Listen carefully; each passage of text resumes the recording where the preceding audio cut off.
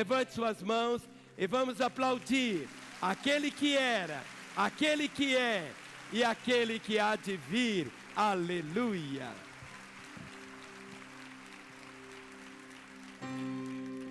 Suas mãos e adore, exalte o Senhor. Diga: Santo Senhor, maravilhoso e digno de louvor. Santo, Santo, Santo, Deus onipotente. Cedo de manhã cantaremos teu louvor. Santo, Santo, Santo,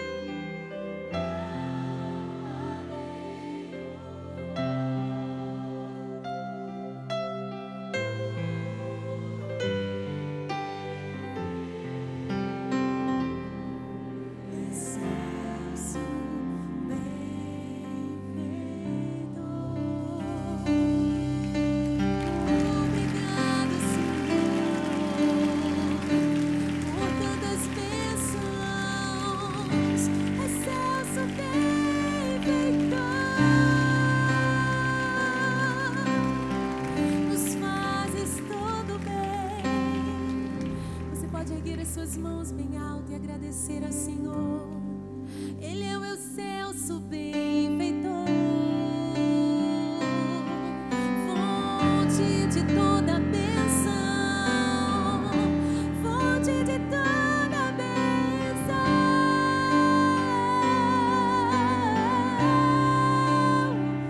Te agradecemos nesta manhã por tudo que és. Obrigado, Senhor. Eu quero que você tome a sua Bíblia agora, a bendita palavra do Senhor. Levante bem alta a sua Bíblia e vamos falar juntos. Esta é a minha Bíblia. Eu sou o que ela diz que eu sou. Eu tenho o que ela diz que eu tenho. Eu posso fazer o que ela diz que eu posso fazer. Hoje eu serei tocado pela palavra de Deus. Eu audaciosamente confesso que a minha mente está alerta, meu coração está receptivo, eu estou pronto para receber a incorruptível, a indestrutível, sempre viva semente da palavra de Deus. Eu nunca mais serei o mesmo, nunca, nunca, nunca, no nome de Jesus, amém. Eu queria que você abrisse sua Bíblia agora, no Salmo 127, Salmo 127, o versículo de número 4, Salmo 127, o verso de número 4, diz assim a palavra do Senhor: como flechas na mão do guerreiro, assim são os filhos da mocidade. Vamos falar? Flechas na mão do guerreiro, assim são os filhos da mocidade. Outra vez. Como flechas nas mãos do guerreiro, assim são os filhos da mocidade. Eu queria chamar a Ana Paula aqui, só um pouquinho. O que ele está dizendo? Como flechas nas mãos do guerreiro, assim são os filhos. Eu queria que o André estivesse aqui, a Mariana estivesse. O André estava ontem lá no Acre, a Mariana estava lá em Fortaleza, mas a Ana está aqui. O que significa isso? No Dia das Mães, eu vou falar hoje sobre isso, como flechas. A flecha é para ser lançada. Você deve ver o seu filho como aquele que vai ser lançado. E normalmente o propósito de Deus é que seus filhos sejam infinitamente melhores do que você. Quando eu vejo a Ana como uma flecha, e como eu me vejo, eu fui lançado só até ali, mas ela está indo tão longe, os outros. E a palavra diz, como flechas na mão do guerreiro, assim são os filhos da mocidade. Pai, que nesta hora Tua palavra nos edifique, Tua palavra nos exorte, Tua palavra nos console. Eu oro pelos irmãos que estão aqui, oro por aqueles que nos assistem, oro por aqueles que os filhos ainda não são salvos, que ele possa sair daqui hoje com o coração cheio da esperança de poder dizer: eu e a minha casa serviremos ao Senhor. Conceda-me graça e sabedoria para trazer o Teu recado aos corações do Teu povo, em nome de Jesus. Amém. Amém. Vamos assentar, queridos. Hoje eu quero falar sobre projetando filhos no alvo de Deus. Deus tem um alvo. Deus tem um alvo.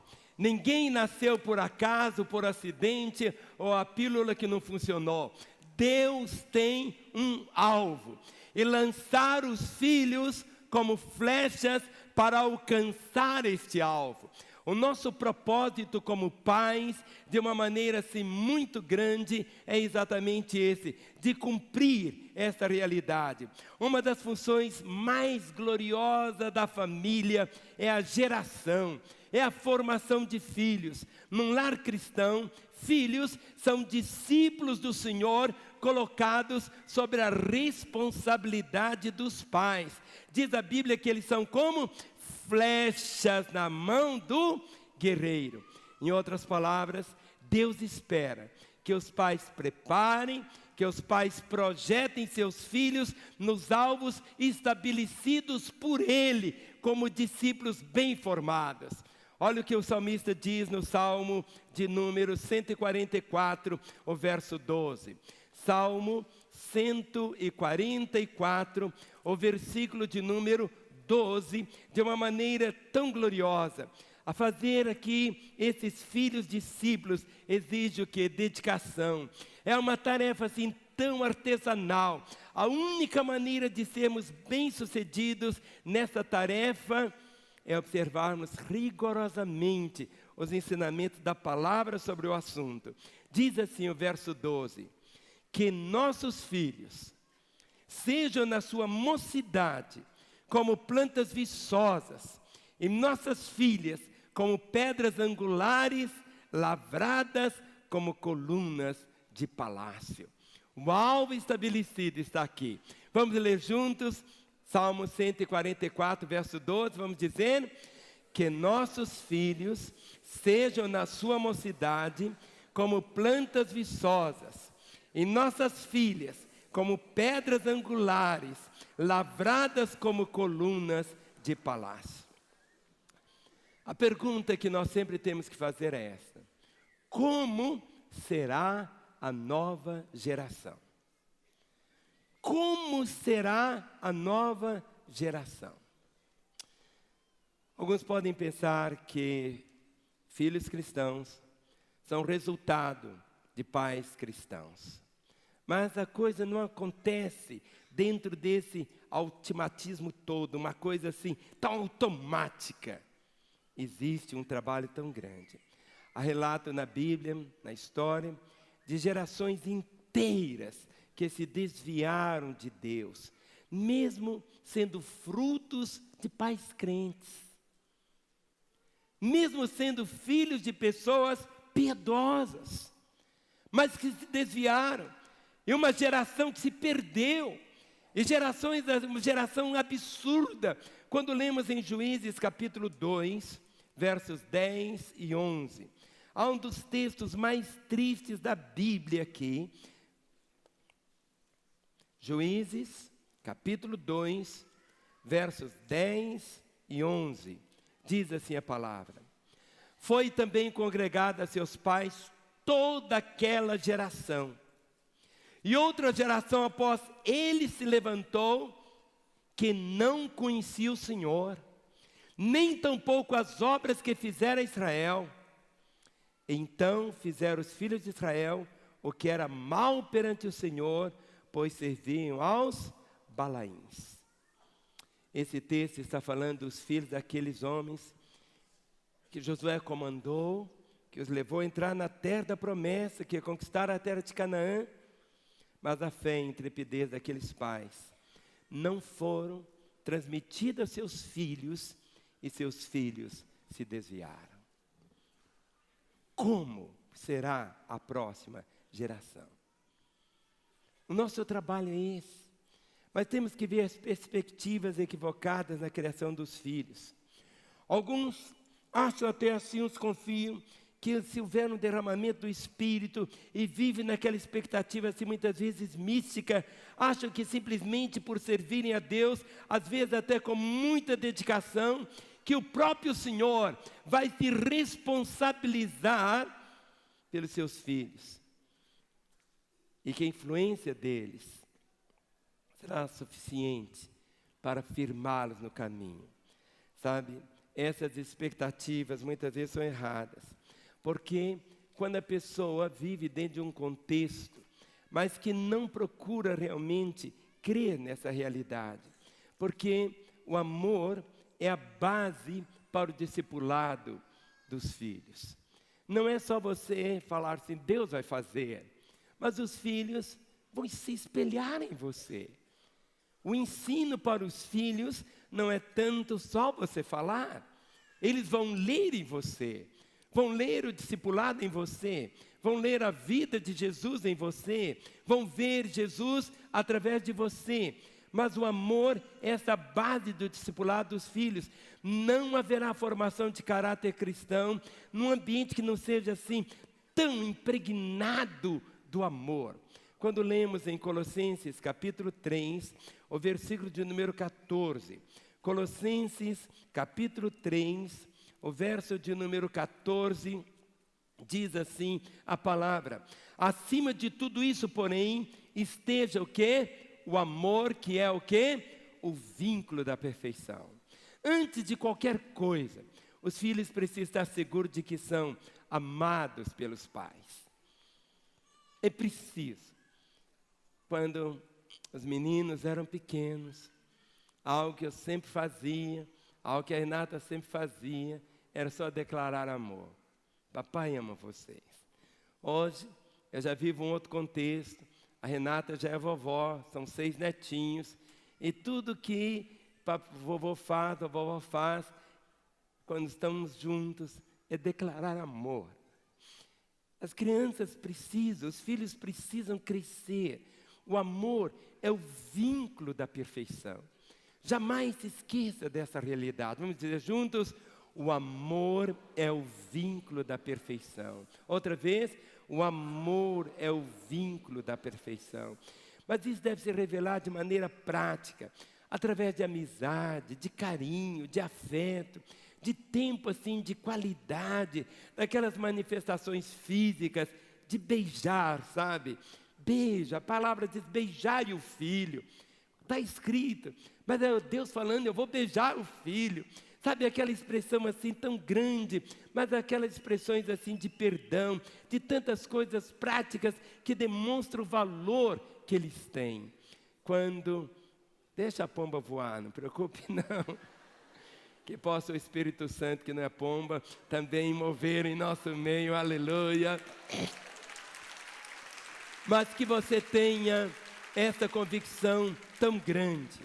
Agora nós precisamos, evitando e corrigindo algumas atitudes que muitas vezes temos errado. Quando lemos o que está escrito de uma forma clara em Provérbios capítulo 22, o versículo de número 6. Provérbios 22, 6, eu creio que todos nós sabemos de cor. Ensina a criança no caminho em que deve andar, e ainda quando for velho, não se desviará dele. Vamos repetir? Ensina a criança no caminho em que deve andar, e ainda quando for velho, não se desviará dele. Olhe para mim. Esta é uma promessa condicional. Nossos filhos serão firmes se ensinarmos no caminho. Note que não se trata aqui apenas de apontar ou ensinar o caminho, ao caminho. Ao caminho é a lagoinha, ao caminho é a cela. Não é isso. É ensinar no caminho. Não é apontar o caminho. É ensinar enquanto caminho. Isso fala de relacionamento, de andar junto, de se oferecer como exemplo de vida. Para isso nós precisamos nos policiar tanto, mas tanto, em relações assim, de convívio, sabe, de uma situação delicada que muitas vezes pode prejudiciar. E nós temos sempre que dizer assim: para onde eu estou levando? Qual que é o alvo? Será que eu estou levando realmente meus filhos para o alvo? Eu quero nesta manhã tomar alguns exemplos da Bíblia para apontar os erros mais comuns nessa desafiadora tarefa de criar os filhos. E queria que você tivesse o coração aberto para entender. O erro mais comum, primeiro, é a liberação de palavras de maldição.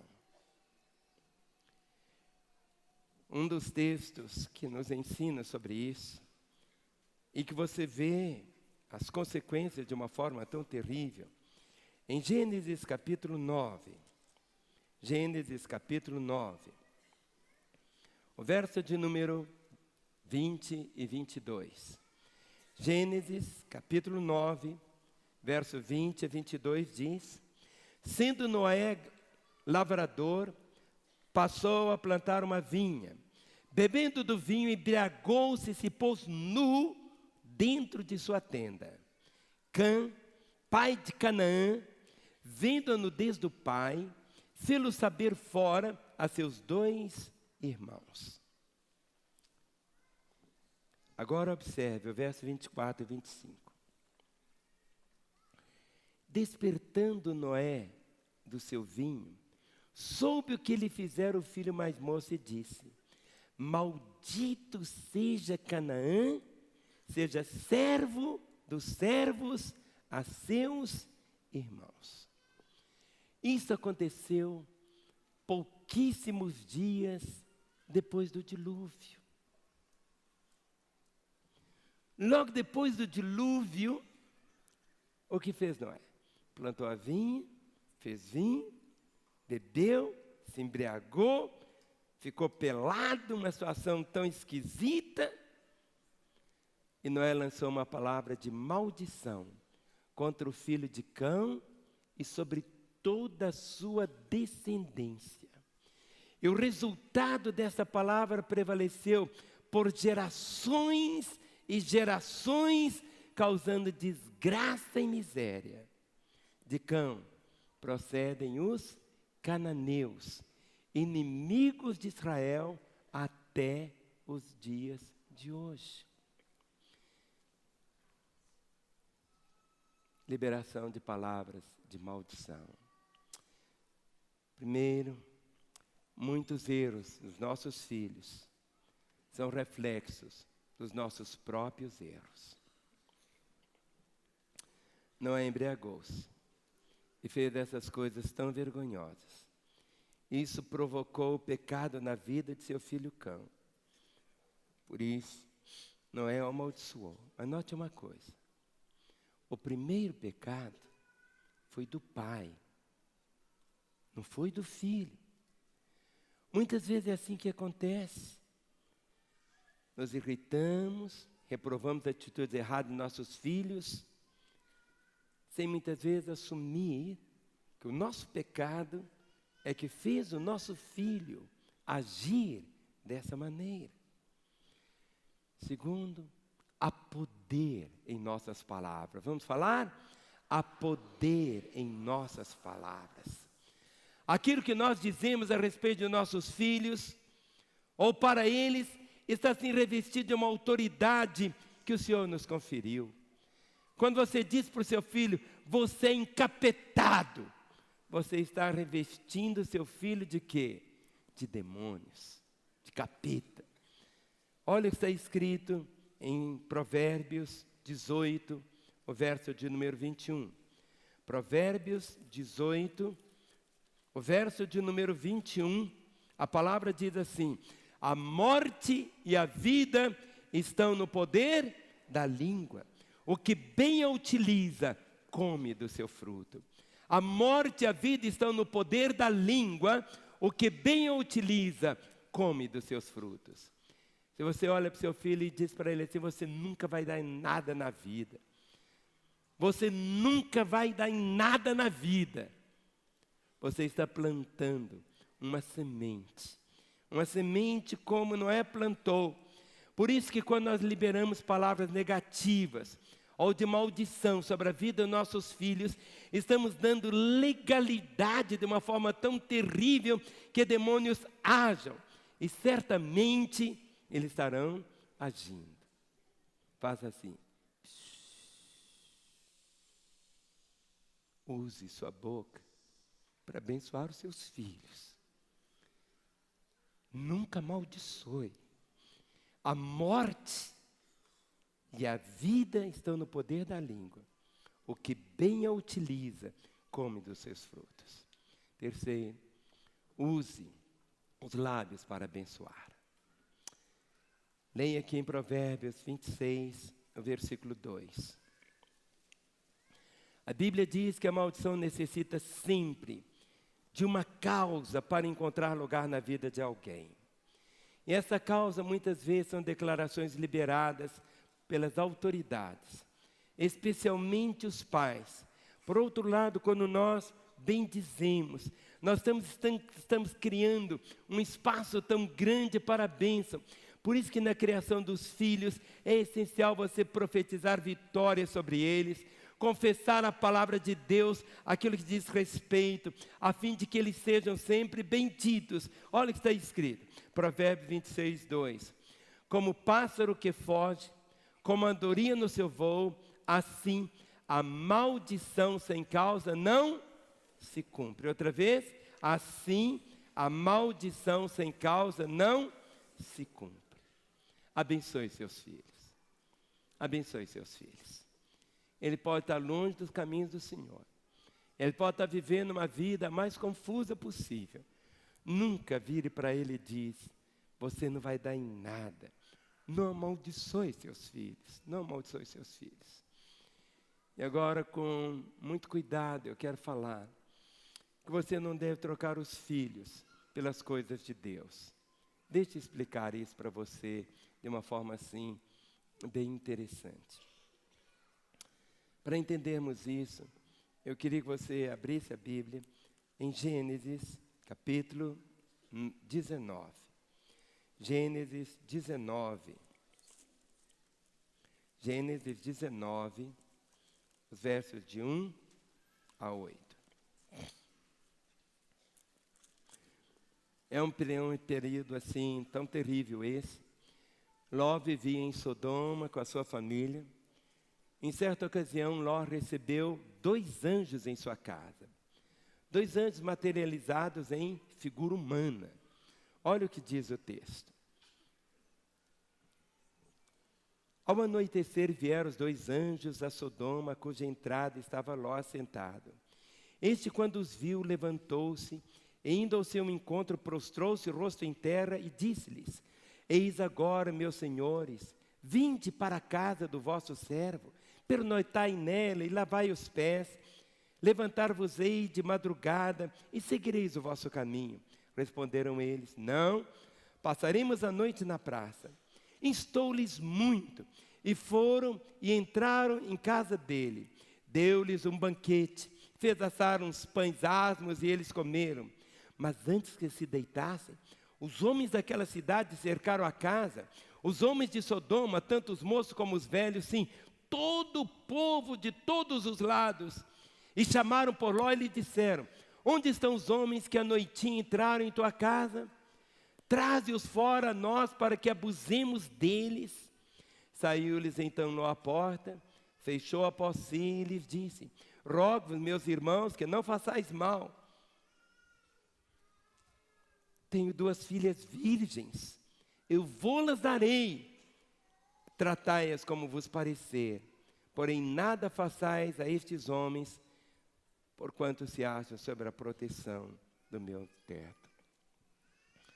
Queridos, quando eu li esse texto, quando os homens pervertidos da cidade souberam que havia visitantes na casa de Ló, vieram, insistiram que lhes fosse entregue aqueles homens, porque eles queriam ter relações sexuais com eles.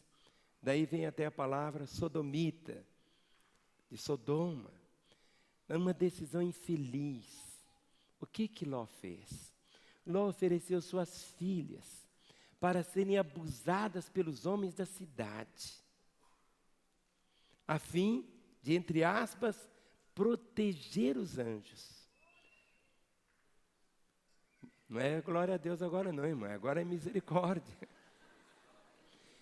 Se não houvesse uma intervenção misericordiosa do Senhor, cegando os olhos daqueles homens, as filhas de Ló teriam as suas vidas envergonhadas e arruinadas para sempre. Primeiro, uma ordem equivocada de valores. Ao entregar as suas filhas nas mãos dos homens pervertidos, Ló pensava estar fazendo a coisa mais espiritual que podia. Na sua mente, anjos eram mais sagrados que os filhos. Anjos eram mais importantes do que as suas filhas. Talvez ele pensasse que Deus estaria aprovando aquela escolha, mas estava enganado. Para o Senhor, nossa família é santa. E a nossa família tem que ter prioridade no ministério. Trocá-las pelas coisas de Deus é um sofisma. É um grande engano do diabo. Quando Moisés tentava tirar o povo hebreu do Egito, Faraó fez uma proposta, que apenas os homens poderiam sair para servir o Senhor, mas que as mulheres e as crianças ficassem. Olha o que está escrito em Êxodo, capítulo 10. Êxodo, capítulo 10, do versículo 8 ao versículo 13. Êxodo, capítulo 10, do versículo 8 a 13.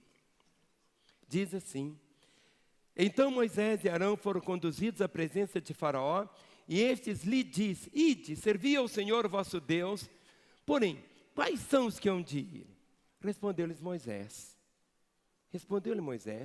havemos de ir com os nossos jovens, e com os nossos velhos, e com os filhos, e com as filhas, e com os nossos rebanhos, e com os nossos gados. Havemos de ir, porque temos de celebrar festa ao Senhor.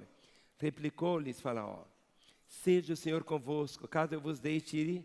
E as crianças: vede, pois tendes conosco más intenções. Não há de ser assim. Ide somente vós, os homens, e servi ao Senhor, pois isso é que pedisse. E os expulsou da presença de Faraó. O que fez Moisés? Ele repeliu veementemente aquela proposta, porque sabia que toda a família era santa diante de Deus. Não é apenas o pai ou a mãe. Eu acho que se nós tivéssemos, é verdade que nós vamos ter lembrança de muitas coisas, não vamos lembrar. Do outro lado é outra realidade. Mas quando Jesus fala daquele homem que estava lá no Hades, ele estava lembrando da sua família e dos seus irmãos. Ele dizia: ah, se eu pudesse falar com eles, como é terrível aqui. No Dia das Mães é um dia de lágrimas e de muita alegria também. Mas é o dia de você, mãe, tudo que você deve buscar e desejar é o cumprimento da promessa do Senhor na sua vida. Crê no Senhor Jesus e será salvo tu e a tua casa. Que você não dê descanso ao seu coração. Que você não pare de chorar e de gemer, até que você possa realmente dizer: eu e a minha casa servimos ao Senhor. Lá estava Ló, queria trocar as coisas de Deus, envolvido ali. Eu vou proteger as coisas de Deus, anjo, eu vou proteger você. E fez essa besteira. E Deus não aceita a besteira que nós fazemos. Nós podemos agir da mesma maneira. Muitas vezes você pode se envolver no ministério, na casa do Senhor, mas você pode confundir os valores em relação à família. Muitos são aqueles que trocam literalmente seu lar pelo serviço na casa do Senhor. E nós podemos fazer isso de tantas maneiras. E uma delas é você se envolvendo e deixando para trás os seus filhos. E deixando para trás os seus filhos e deixando para trás a sua casa. Homens, infelizmente até pastores que foram usados tremendamente pelo Senhor, sofrem e sofreram as consequências terríveis de olhar para a sua casa. A nossa autoridade ministerial vem da nossa autoridade em casa. Vem da nossa autoridade em casa. Vem da nossa autoridade. Você mãe, você pai, você tem que se envolver na obra do Senhor. Mas a obra primeira sua, como mãe, é o seu ministério. Como pai, é o seu ministério. E é o tempo, principalmente nesse dia, de você rasgar o coração diante do Senhor. Quando você olha para Davi, nunca houve um rei que fosse tão amado pelo seu povo como Davi. Mas quando você olha a história de Davi, como que Davi bagunçou a sua família, seus filhos, ele deixou, não foi um referencial para os seus filhos, e de uma forma desgraçada. Quando você olha o fim, foi algo assim tão terrível. Ele amargou um trágico fim na sua vida e na vida dos seus filhos também. Por quê? Minha casa é meu primeiro ministério. Vamos falar? Minha casa é meu primeiro ministério. Outra vez, minha casa é o meu primeiro ministério. Quando nós lemos nas Escrituras, quando a palavra do Senhor, o Espírito Santo descreve o perfil necessário de um ministro de Deus, não é se ele tenha curso disso e daquilo outro, que ele seja isto, aquilo e outro. A exigência primária para ser ministro de Deus, para poder ser um pastor, é o testemunho familiar.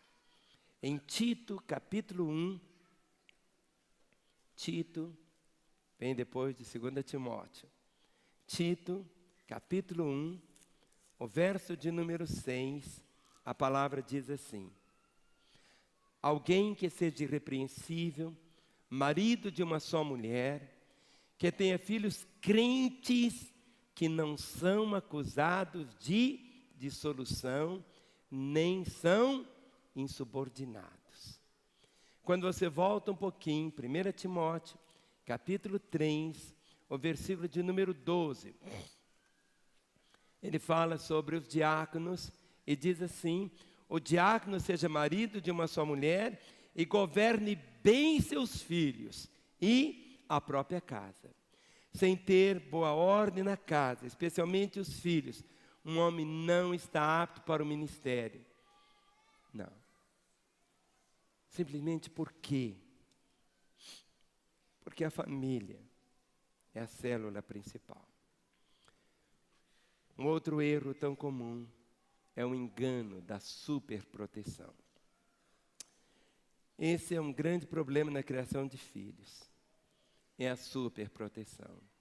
Muitas vezes, um amor mal aplicado acaba sendo fator de deformação de caráter, de modo assim tão terrível entre as pessoas. E a Bíblia conta a história de Jacó. Ele foi desequilibradamente, assim, de uma forma tão terrível, ele experimentou essa deformação do seu caráter. E a Bíblia conta a história de Jacó, está aqui. Abra comigo em Gênesis capítulo 24, o verso 28, 27 e 28. A mãe de Jacó chamava-se Rebeca. E ele era o dodóizinho da mamãe, ele foi o protegido, ele foi aquele assim, preferido.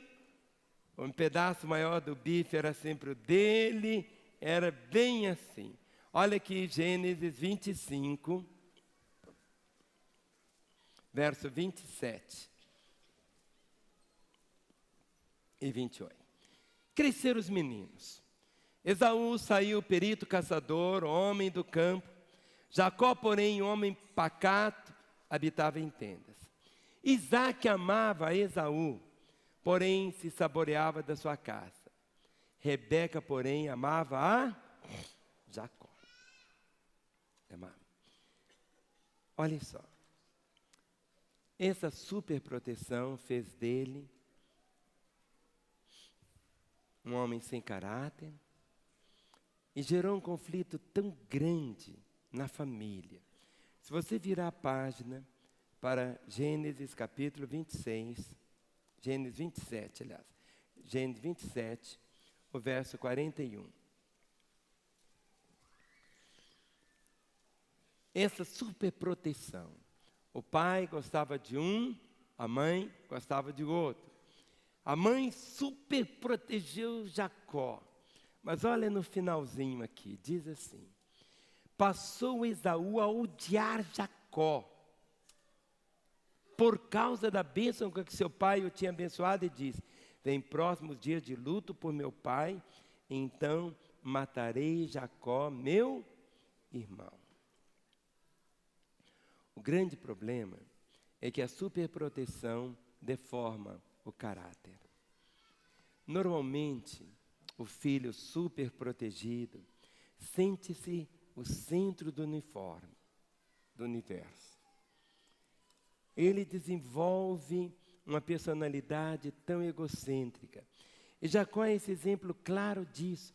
Sua vida durante muito tempo girou em torno dos seus próprios interesses e ele foi capaz de fazer qualquer coisa, inclusive as coisas mais erradas, para ele alcançar os seus objetivos egoístas.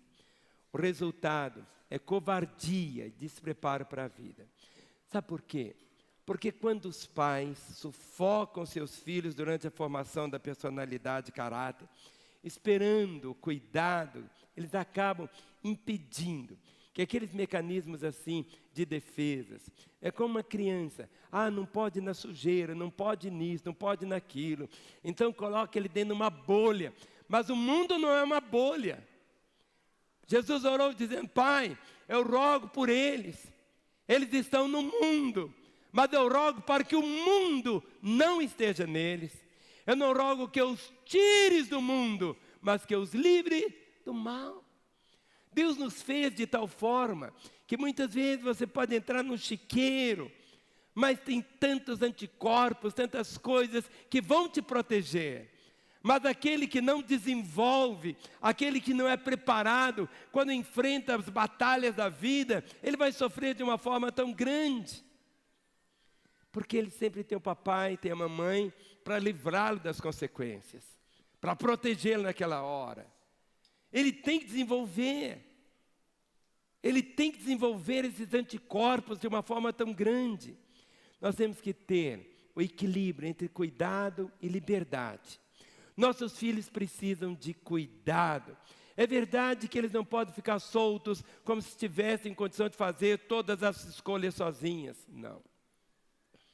Quanto mais novos, eles precisam da presença próxima dos pais, para trazer o quê? Segurança, para trazer direção. Mas esse cuidado não pode ser sufocante, a ponto de não permitir que eles enfrentem, que vençam desafios, que aprendam a tomar decisões corretas diante da vida. É verdade que eles precisam ter liberdade, e à medida que crescem, têm necessidade de sentir que confiamos neles. Ainda que não os percamos de vista durante muito tempo. Ana Paula, quando tinha 13 anos, foi para Espanha, foi para Portugal. Não vão deixar e tal. Nós colhemos aquilo que nós plantamos.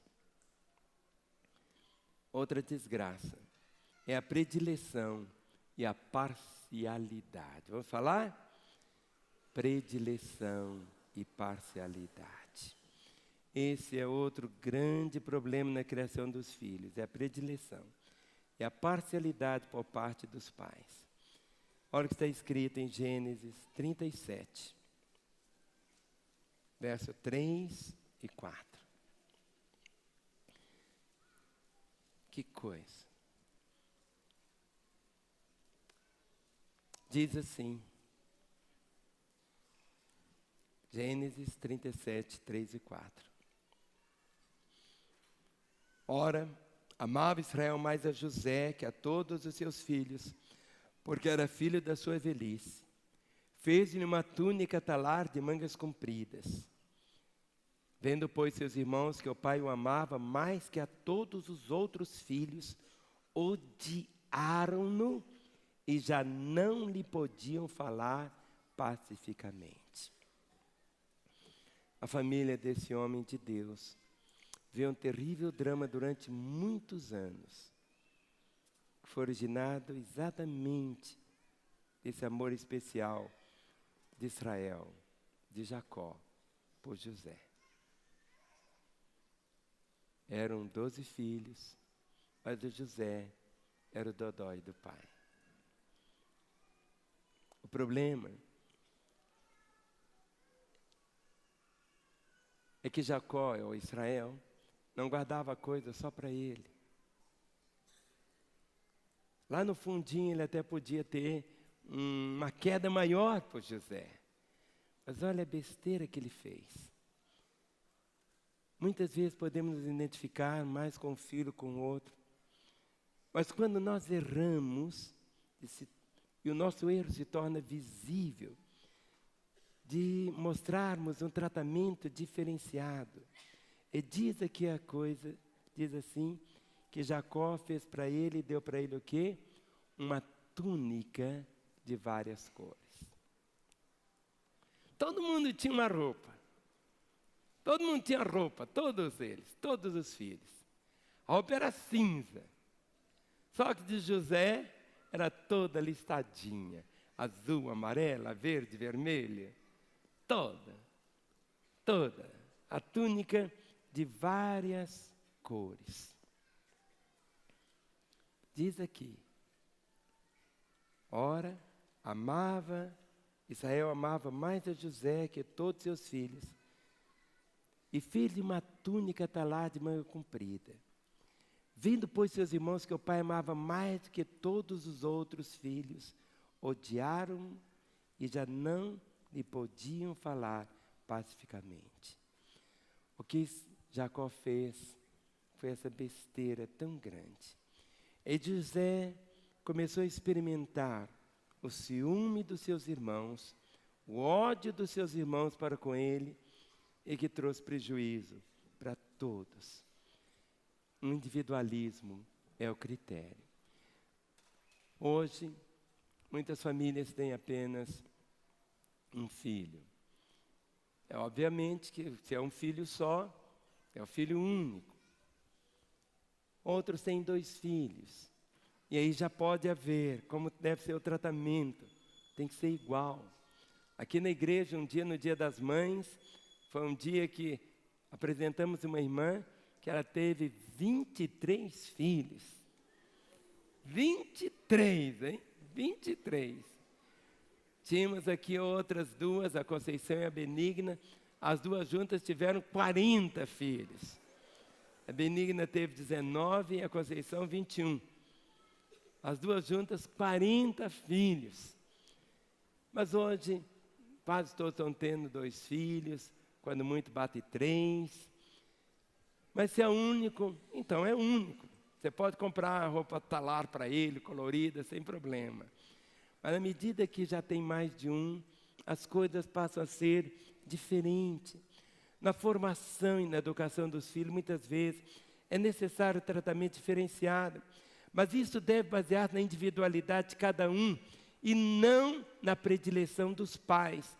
São características de temperamento, de personalidade, que devem apontar um modo de tratar cada um, seja na correção, seja na aprovação, isso acontece.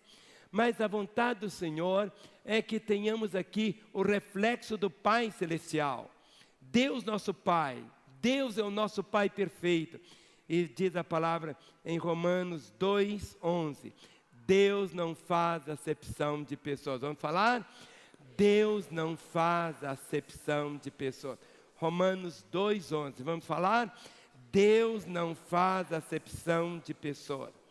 Ele trata os seus filhos sobre os mesmos pesos, sobre as mesmas medidas. Embora ele vai considerar cada individualidade de cada um, assim deve ser um tratamento com nossos próprios filhos, refletindo a sabedoria, a justiça e o cuidado de Deus sobre as suas vidas, a fim de que eu temo, que eu ame. A causa que eu vejo que muitas pessoas não conseguem um nível de liberdade no seu relacionamento com Deus é exatamente a distorção que receberam na criação. Porque eles não tiveram um referencial de justiça no pai natural, não conseguem ver isso em Deus. Muitas pessoas têm dificuldade de achar assim, que são amadas por Deus, porque ele vê o outro irmão e diz assim, mas ele gosta mais do outro do que de mim. Ele ama mais o outro do que me ama. O amor de Deus é o mesmo. Deus não faz acepção de pessoas. E para terminar, eu gostaria de deixar a última situação mais delicada. É a falta de disciplina. A disciplina, meus queridos, é uma das ferramentas mais fundamentais para a formação do caráter humano. Quando vamos ler aqui em Provérbios 23. Provérbios, capítulo 23. Verso 13 e 14. Diz assim: não retires da criança a disciplina, pois se a fustigares com vara, não morrerá. Tu a fustigarás com vara e livrarás a sua alma do inferno. Esse princípio, ele serve para todo tempo, em todo tempo, sobre os nossos filhos, sobre o cuidado e a autoridade dos pais. A Bíblia conta a história de um homem. Ele era sacerdote. Era o Eli. E quando você vê a história de Eli, vamos nos colocar em pé. Está havendo uma agitação, vamos ficar em pé, porque eu quero terminar daqui a pouquinho. Mas eu preciso terminar deixando algo com você. 2 Samuel, capítulo 3. 2 Samuel, capítulo 3. O verso 12 e 13. Deus rejeitou o ministério de Eli, porque ele não foi zeloso, ao ponto de repreender seus filhos. E os filhos de Eli bagunçaram de uma forma tão terrível. Olha o que está escrito aqui. 12 e 13. Naqueles dias suscitarei contra Eli tudo quanto tenho falado com respeito à sua casa. Começarei e cumprirei, porque já lhe disse que julgarei a sua casa para sempre, pela iniquidade que ele bem conhecia, porque seus filhos se tornaram execráveis e ele os não repreendeu. 1 Samuel, não é 2 Samuel, é 1 Samuel. 1 Samuel, capítulo 3, 12 e 13. Deus rejeitou o ministério de Eli, porque ele não foi zeloso ao ponto de repreender seus filhos. O equilíbrio entre o ensino e a correção. A disciplina é um instrumento eficaz quando aplicada com ensino e amor. Se não for a disciplina, tem que ter as duas asas, o ensino e o amor. Mas agora nós temos que fazer uma escolha. Ou ficar entre a psicologia ou a palavra de Deus. Os psicólogos dizem que você não pode disciplinar os seus filhos. Você não pode usar a vara. Mas a Bíblia, ela é um instrumento, ela aconselha repetidas vezes o uso da vara na correção dos filhos enquanto são crianças. Olha o que está escrito em Provérbios, capítulo 22. Os músicos tomem seus lugares. Provérbios 22, verso 15 e 16. Provérbios 22, 15. Diz assim: a estutícia está ligada ao coração da criança, mas a vara da disciplina a afastará dela. Sabe o que é estutícia? É teimosia, é a feiura. Quantos que querem ter filhos bonitos aqui? Sabe, ter filho bonito não é levá-lo lá para o salão de beleza, é usar a vara. Ele está dizendo, a estutícia, a feiura está ligada ao coração da criança, mas a vara da disciplina afastará dela. No capítulo 15, Provérbios 15, o verso 23.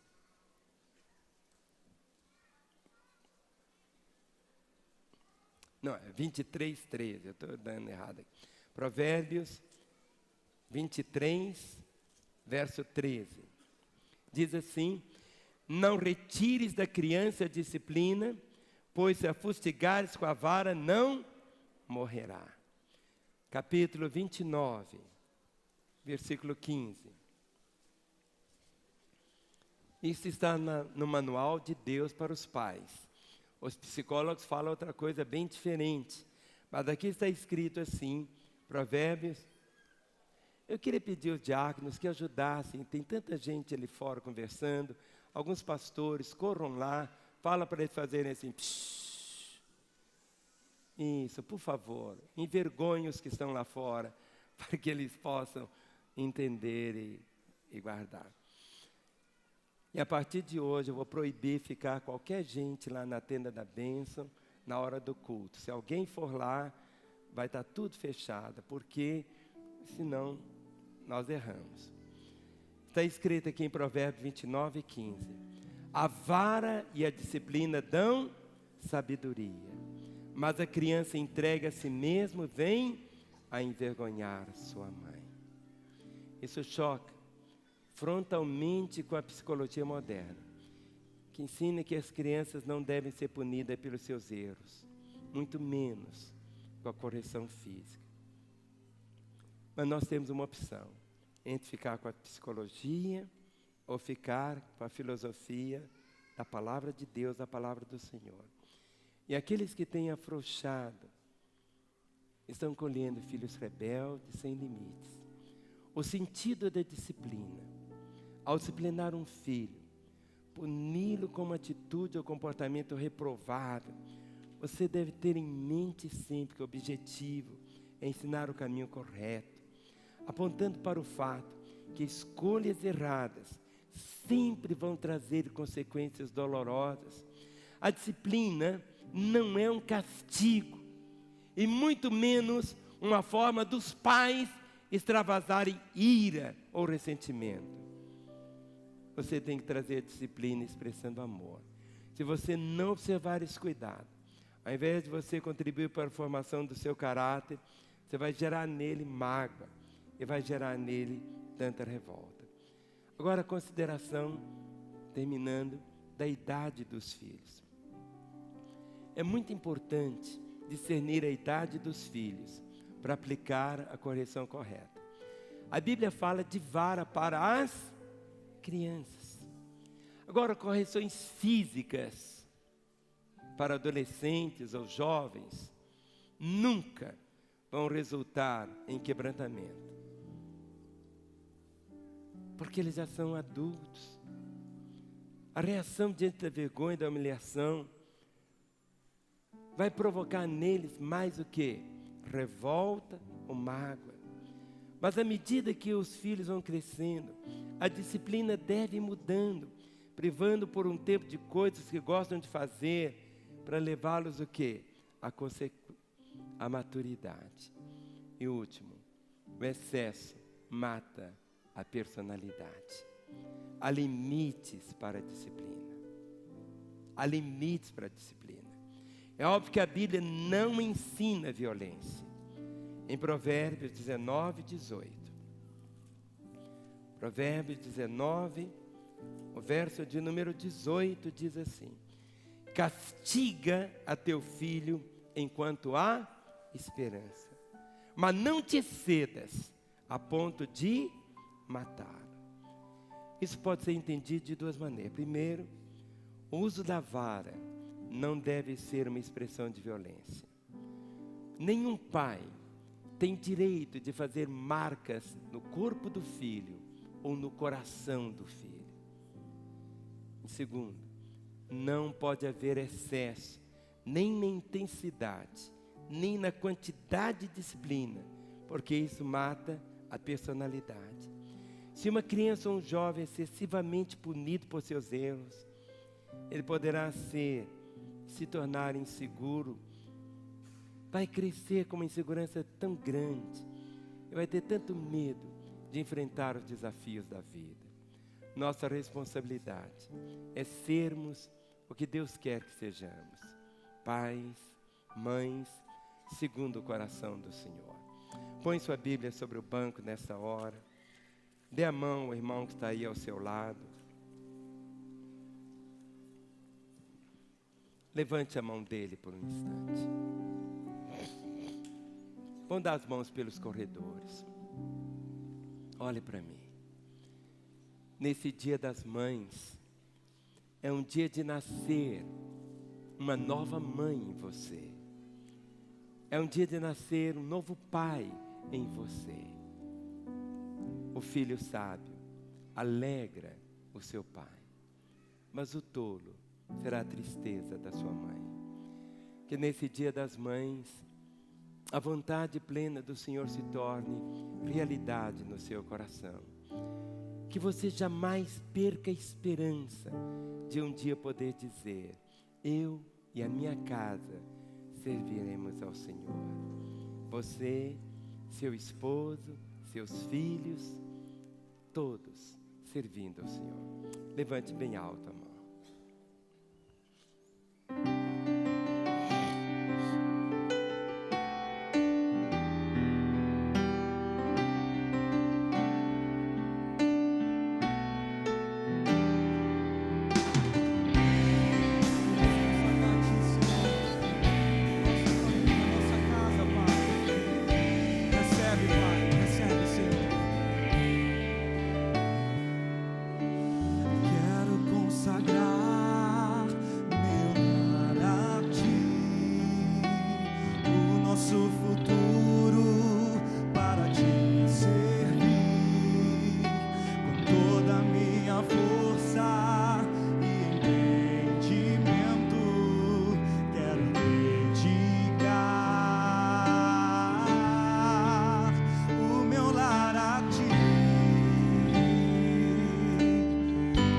Sua casa, querido. Quero consagrar meu lar a ti, o nosso futuro para te servir, com toda a minha força e entendimento. Quero dedicar o meu lar a ti.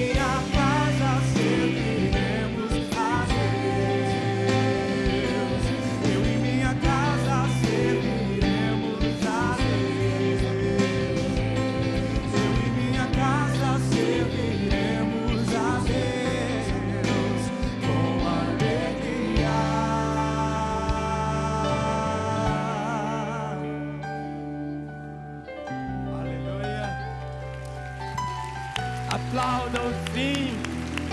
Essa é uma mensagem profética, aleluia. Coloque suas duas mãos sobre seu peito. Você acabou de declarar, você acabou de orar, e você orou dizendo assim: eu e a minha casa serviremos ao Senhor. Talvez você não tenha filhos ainda, mas vá gerando no mundo espiritual essa realidade.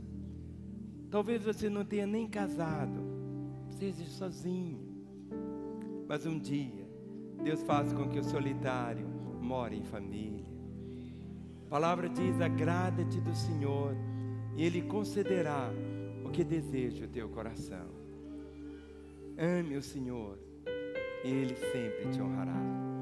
Feche os seus olhos, ore comigo dizendo: Senhor Jesus, eu te agradeço pelo teu grande amor, fazendo-me alvo da tua bondade em me salvar. Eu sou parte da tua família, eu sou bem-aventurado, e nesta hora, mais uma vez, eu me entrego ao Senhor, para que eu seja um instrumento de trazer a minha família aos teus pés. E nesta hora, eu me identifico com os que estão aqui e os que nos assistem agora, para que eles também possam fazer parte da tua família.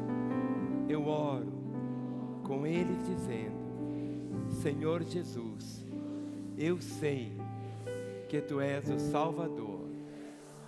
Eu reconheço que eu preciso do Teu perdão, da vida eterna.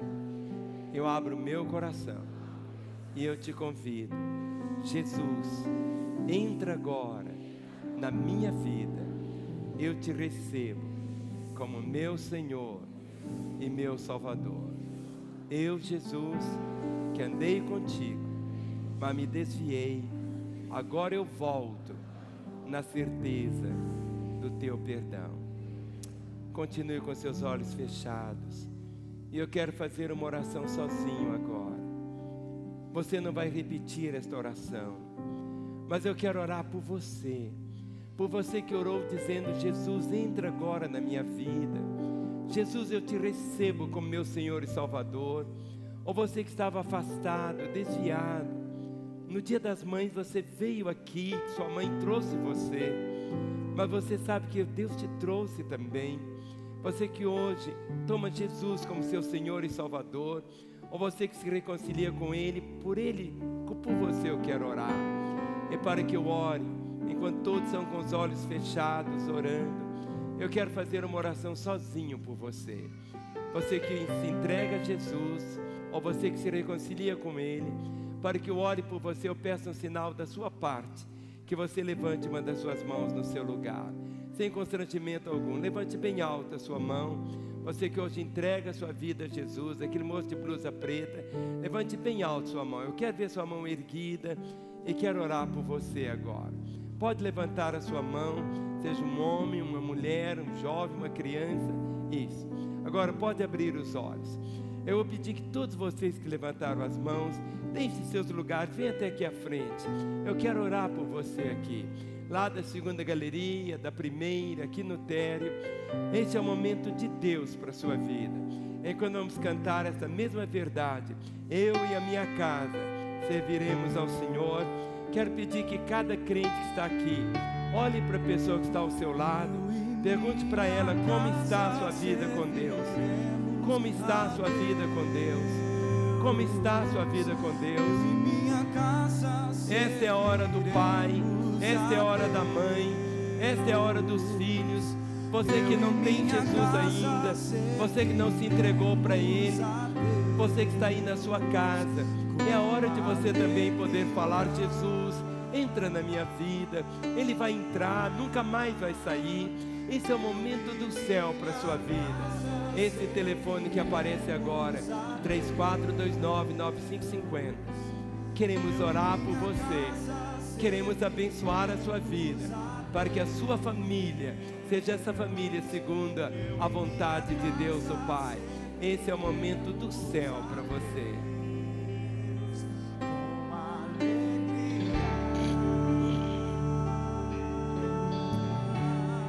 Meus pastores virão para impor as mãos sobre vocês.